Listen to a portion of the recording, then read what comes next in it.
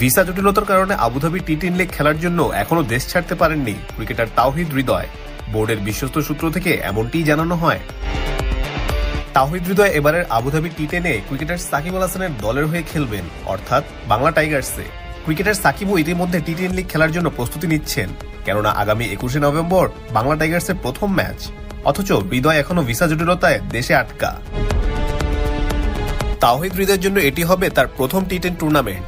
এর আগে 20 ওভারের টি20 ফ্রাঞ্চাইজি লিগে সুযোগ মিলেছিল হৃদয়ের।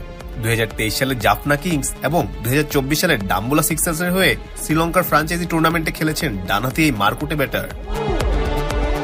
বাংলা টাইগার্স স্কোয়াডে হৃদয় সতীর্থ সাকিবকে ছাড়াও পাচ্ছেন ইংল্যান্ডের মারকুটে ব্যাটার লিয়াম লিভিংস্টোন, পাকিস্তানের ইফতেখার আহমেদ, আফগানিস্তানের তারকা ক্রিকেটার রশিদ খান ও ভারতের দীনেশ কার্তিককে।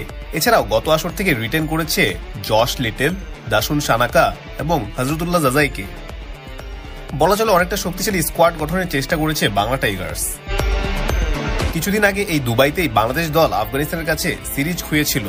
সিরিজে ব্যাট হাতে একেবারেই অধারাবাহিক ছিলেন তাওহিদ হৃদয়। দলের ক্রান্তিকালে ধরতে পারেননি দলের হাল। এদিকে হৃদয় বরাবরই অনসাইডে খেলতে স্বাচ্ছন্দ্য বোধ করেন। ক্যারিয়ারের 60% রানই করেছেন অনসাইডে।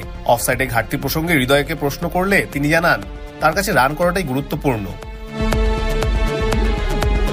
হৃদয় এ বিষয়ে বিস্তারিত আরো বলেছেন, আমার তো মনে হয় না অফসাইডে ঘাটতি আছে।